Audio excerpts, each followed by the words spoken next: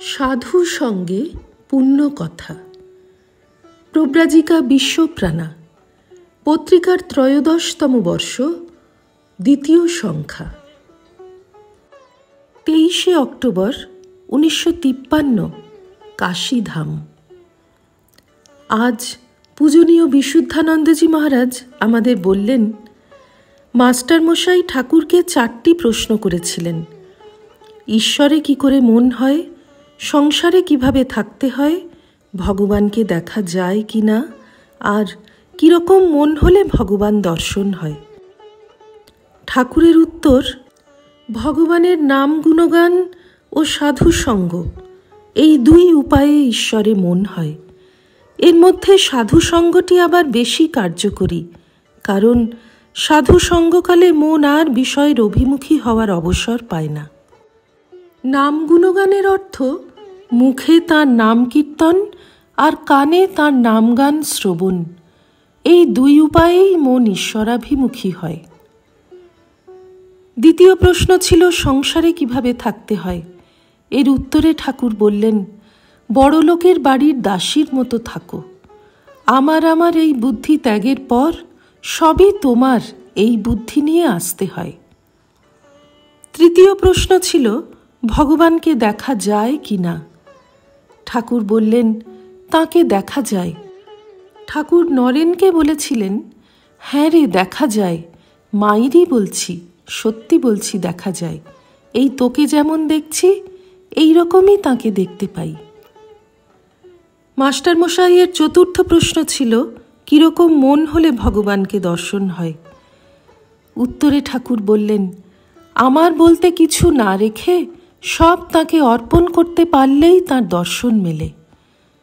যেমন গীতাতে আছে, ইয়ৎ করোষি যদশ্নাসি ইয়ৎ জুহোসি দদাসি ইয়ৎ তপস্যসি কৌন্তেয় তৎ কুরুষ্ব মদর্পণম। তাঁর কৃপাই লোককে বড় করে। কৃপা বাতাস তো বইছেই, পাল তুলে দে না। পালটা কি? মন। বাঁধা আছে অহং খুঁটির সঙ্গে আসক্তি দড়ি দিয়ে। কাঁঠাল ভাঙতে হাতে তেল মেখে নিতে হয়, অনুরাগ তেল। একই ঈশ্বরকে বিভিন্ন সাধক বিভিন্ন রূপে দেখেন। ঠাকুর তার কি উদাহরণ দিয়েছেন? গিরগিটির উদাহরণ। 29শে অক্টোবর পূজনীয় বিশুদ্ধানন্দজি মহারাজ বললেন, বসে বসে মালা ঠকঠক করা অপেক্ষা সাধুসঙ্গ বহু গুণে শ্রেয়। জপের সময় মনটা চলে যায় বিভিন্ন দিকে, কিন্তু যতক্ষণ সাধুসঙ্গ করা যায় ততক্ষণ মনে অন্য কোনো চিন্তার উদয় হয় না।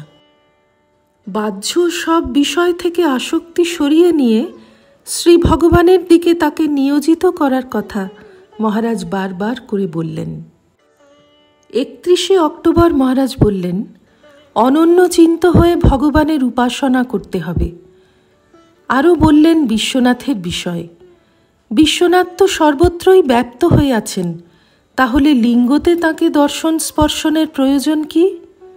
তার উত্তর, ঠাকুর যেমন বলেছেন, হিমালয় থেকে সমুদ্র পর্যন্ত সবটাই তো গঙ্গা, তাহলে গঙ্গাকে স্পর্শ করতে গেলে কি সমস্ত গঙ্গাটাই স্পর্শ করতে হবে?